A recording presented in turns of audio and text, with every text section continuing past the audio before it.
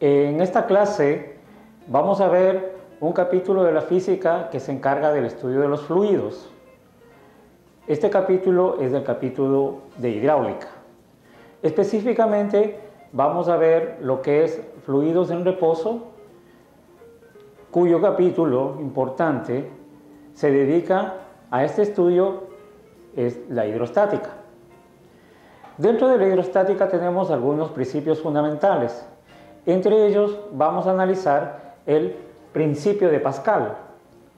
Pero antes de analizarlo, vamos a hacer una experiencia práctica para poder deducir la expresión matemática que nos conduce a la fórmula de Pascal. Bien, para ello voy a utilizar un fluido, un líquido, que en este caso lo voy a verter sobre un tubo que tiene forma de U. Lo vertemos y vamos a ver qué es lo que sucede, ¿no? Con este líquido en el tubo lo vamos colocando y luego lo vamos a dejar en reposo y vamos a ver qué es lo que vamos a obtener con eso. Si ustedes pueden observar, el líquido va a alcanzar su reposo y a primera vista podemos ver que tanto este nivel como este nivel se encuentran a la misma altura o a la misma distancia con relación a esta referencia. Si nosotros podemos observar, voy a utilizar este tablero para verificar esa altura. Ubico el tablero, tengo mi regla de referencia donde voy a poner el líquido. Entonces vemos cómo la altura a la que se encuentra el líquido es la misma. De aquí podemos sacar la primera conclusión. De la experiencia que hemos visto, podemos deducir que esta altura, ¿sí?, a la que se encuentra la columna del fluido es igual a esta altura a la que se encuentra cuando se trata de fluidos o de un fluido que tiene la misma densidad. Podemos decir que no depende de la forma del recipiente donde se encuentra el fluido. Cualquiera que sea la forma donde se encuentra el fluido, siempre va a estar a la misma altura. ¿Qué pasa si ahora nosotros a este fluido lo vamos a mezclar con otro que tenga una densidad totalmente diferente? Veamos qué es lo que sucede. Vamos a verter un fluido, ¿sí?, que tiene una densidad totalmente diferente. Como podemos ver, aquí estamos poniendo este fluido que es totalmente diferente y que en este caso no se va a mezclar con el fluido que tenemos. Entonces, dejamos de verter el fluido, esperamos que alcance su reposo y nos vamos a dar cuenta que las distancias a las que se encuentran han cambiado totalmente.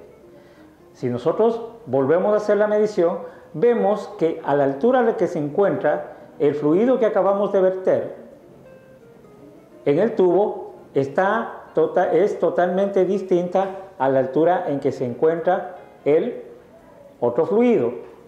Esto se debe a la diferencia de presión. A la diferencia de presión y también a la diferencia de densidad. De esto podemos deducir una expresión que es la de la presión, que depende de la densidad, de la altura y de la gravedad del fluido.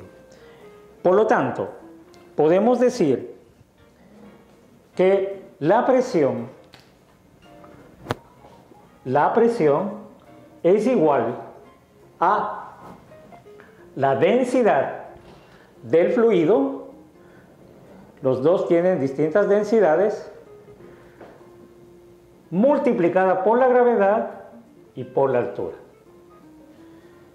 Esto nos da ya una primera definición de cómo varía la presión en fluidos que están en recipientes a distinta altura. Esto nos va a servir como base para llegar a deducir lo que es el principio de Pascal.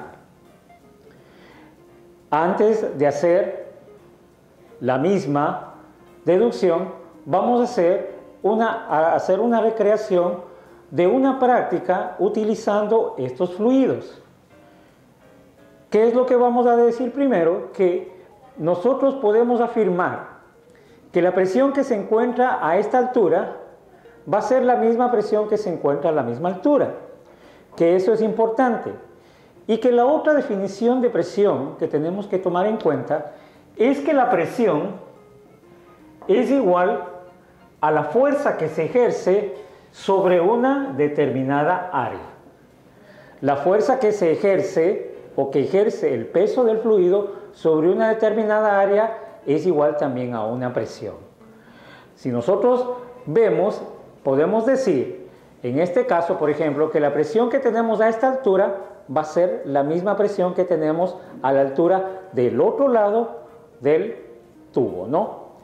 Bien, vamos a realizar la siguiente práctica para deducir el principio de Pascal. Para poder hacer la demostración del principio de Pascal, voy a utilizar este tubo en U, al cual le he colocado dos émbolos. ¿Qué es lo que va a pasar si nosotros hacemos la presión sobre uno de ellos? Veamos qué es lo que sucede si hacemos la presión sobre uno de los émbolos. Podemos ver que sube el otro émbolo. Veamos si hacemos ahora la presión en este émbolo, qué es lo que nos va a suceder. Vamos a ver que sube el otro émbolo. ¿Qué es lo que está pasando?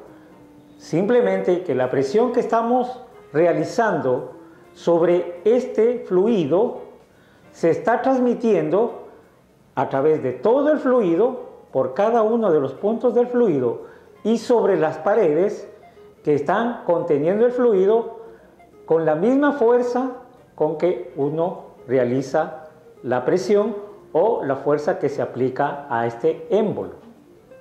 Bien, vamos a hacer una representación matemática de este experimento pequeño que hemos visto. Bien, el fenómeno que acabamos de observar ahorita lo podemos graficar de la siguiente manera. Aquí tenemos un émbolo, tenemos los dos émbolos que están unidos por medio de este tubo en U, dentro del cual se encuentra un fluido.